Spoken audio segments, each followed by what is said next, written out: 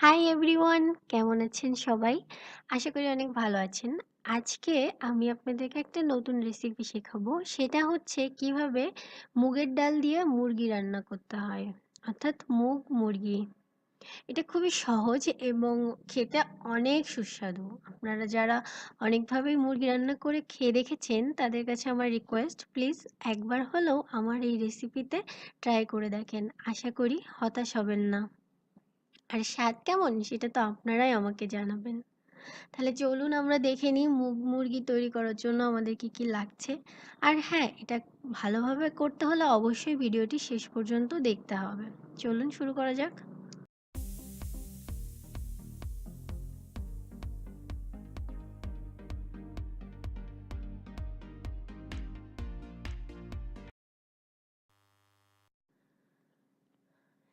চলুন তাহলে আমরা দেখে নিই। এর জন্য লাগছে আমাদের মাংস, আর লাগছে মুগের ডাল। আমি এখানে 1 কাপ মতো মুগের ডাল নিয়েছি, আর নিয়েছি মুরগির মাংস। মুরগির মাংস এখানে প্রায় 500 গ্রাম মতো আছে। লাগছে পেঁয়াজ কুচি, ধনেপাতা কুচি, আদা রসুন বাটা 1 টেবিল চামচ করে করে, হলুদ গুঁড়ো, ভাজা জিরে গুঁড়ো, গরম মশলা গুঁড়ো, জিরে গুঁড়ো, ধনে গুঁড়ো, এলাচ, দারচিনি, লবঙ্গ, তেজপাতা আর গোলমরিচ। এছাড়া লাগছে আমাদের লবণ, লাল মরিচের গুঁড়ো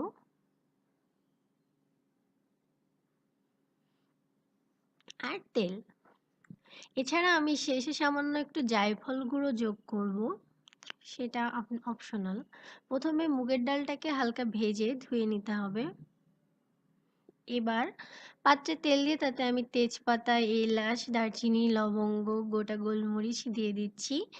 এগুলো থেকে সুন্দর একটা ঘ্রাণ বের হলে তার মধ্যে আমি দিয়ে দিচ্ছি পেঁয়াজ কুচি।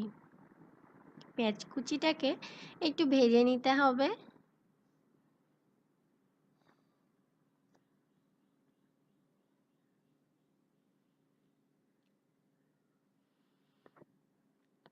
এবার এর মধ্যে আমি দিয়ে দিচ্ছি আদা আর রসুন বাটা।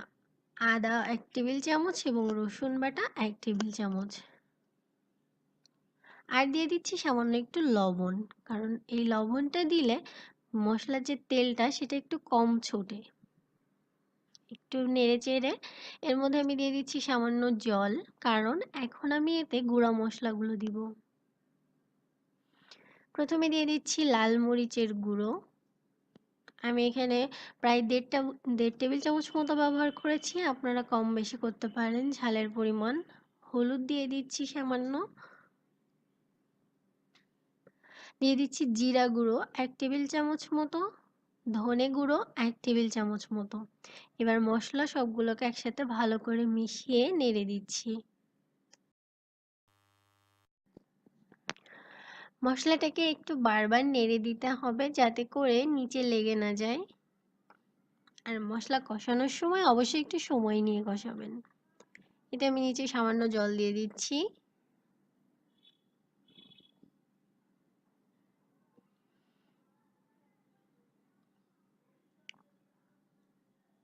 এবার এর মধ্যে আমি দিয়ে দিচ্ছি হাফ চামচ মতো, অর্থাৎ হাফ চা চামচ মতো জায়ফল গুঁড়ো। এটা অপশনাল, আপনি বাদ দিতে পারেন, তবে যদি দেন তাহলে টেস্টটা একটু ভালো হয় আর খুব সুন্দর একটা ফ্লেভার আসে। এবার পরিমাণ মতো জল দিয়ে মশলাটাকে কষিয়ে নিচ্ছি। এটা একটু সময় নিয়ে ধীরে ধীরে জাল দিয়ে কষাবেন, তাহলে মশলার টেস্টটা অনেক ভালো হয়। দেখুন মশলাগুলো কষানো হয়ে গেছে, অর্থাৎ মশলা থেকে তেলটা ছেড়ে দিয়েছে।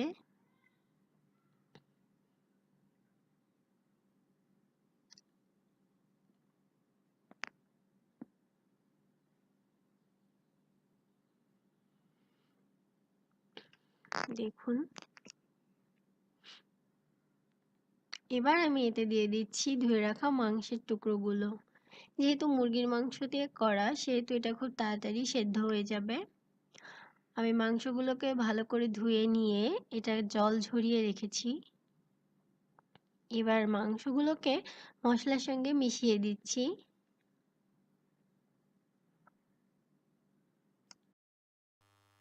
মশলার সঙ্গে মাংসটাকে খুব ভালো করে মিশিয়ে নিচ্ছি।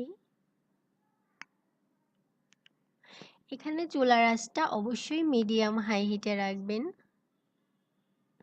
একটু নেড়ে চেড়ে মাংসের মধ্যে আমি দিয়ে দিচ্ছি লবণ। লবণটা আপনারা আপনাদের টেস্ট অনুসারে দিবেন।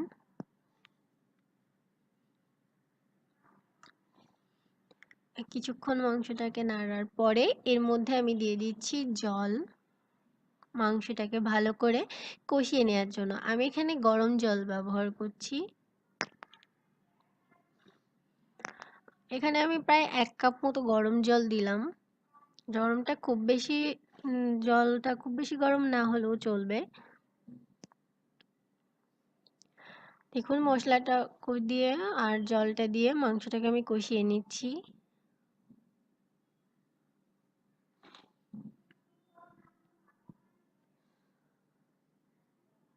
এই রান্নাটা যদি আপনি ভিডিওর প্রথম থেকে শেষ পর্যন্ত সবগুলো নিয়ম ধাপে ধাপে ফলো করে করেন, তাহলে আমি নিশ্চিত এটা অনেক টেস্টি হবে। মাংসটা যখন প্রায় 70% মতো সেদ্ধ হয়ে যাবে অর্থাৎ কষানো হয়ে যাবে, তখন এর মধ্যে আমি দিয়ে দিচ্ছি আগে থেকে ভেজে রাখা যে মুগ ডাল, ওটা আমি ভেজে নিয়ে ধুয়ে রেখেছিলাম সেই ডালটা। যেহেতু মুগ ডাল অনেক তাড়াতাড়ি সেদ্ধ হয়ে যায়, তাই আমি শেষের দিকে দিচ্ছি। এবার মশলা, মাংস আর মুগের ডাল দিয়ে ভালো করে রান্না করতে হবে। এখানে আমি জল দিয়ে দিচ্ছি। এই জলের পরিমাণটা নির্ভর করবে আপনার ইচ্ছার উপর। তবে এই রান্নাটা একটু ঘন হলেই বেশি টেস্ট লাগে। তাই পরিমাণ মতো জল দিতে হবে, যাতে মাংসটাও পুরোপুরি সেদ্ধ হয়ে যায়, ডালটাও সেদ্ধ হয়ে যায়, আর এই রান্নাটাও অনেক গ্রেভি টাইপের হয়। লবণ দিয়ে দিচ্ছি। এখানে ফাইনালি লবণ দিয়ে দিচ্ছি। কিছুক্ষণ জাল দেওয়ার পরে এটা টেস্ট করে দিবেন। যখন সবকিছু সেদ্ধ হয়ে আসবে তখন তার মধ্যে আমি দিয়ে দিচ্ছি গরম মশলা 1 টেবিল চামচ। দেখুন আমার রান্নাটা প্রায় হয়ে এসছে। ডালগুলোও অনেক সেদ্ধ হয়ে গেছে। এ পর্যায়ে চামচ দিয়ে আপনার কিছু ডালকে একটু ঘুটে দিবেন, অর্থাৎ ভেঙে দিবেন। সবগুলো না, একটা চামচের পেছন দিয়ে সামান্য কিছু ডাল ভেঙে দিবেন।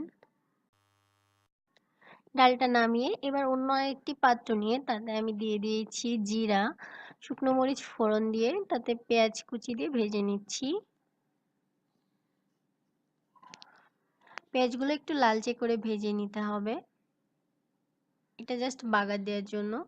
দিয়ে আমি এই ডাল আর মাংসর মধ্যে দিয়ে দিচ্ছি। দিয়ে এটাকে ভালো করে মিশিয়ে দিতে হবে।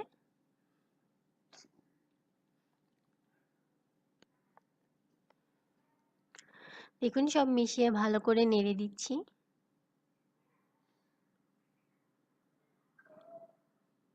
আপনি যদি চান তবে এটা আলাদা করে বাগার নাও দিতে পারেন, তবে দিলে এটা অনেক সুন্দর একটা টেস্ট হয়। দেখুন ডালগুলো খুব ভালো করে সেদ্ধ হয়ে গেছে আর আমি কিছু ডালকে গলিয়ে দিয়েছি। এ পর্যায়ে এর মধ্যে আমি দিয়ে দিচ্ছি ধনেপাতা কুচি সামান্য।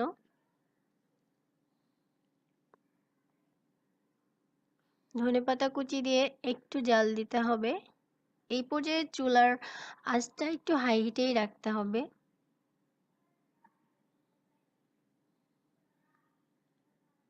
সব নেড়ে চেড়ে মিশিয়ে দিচ্ছি।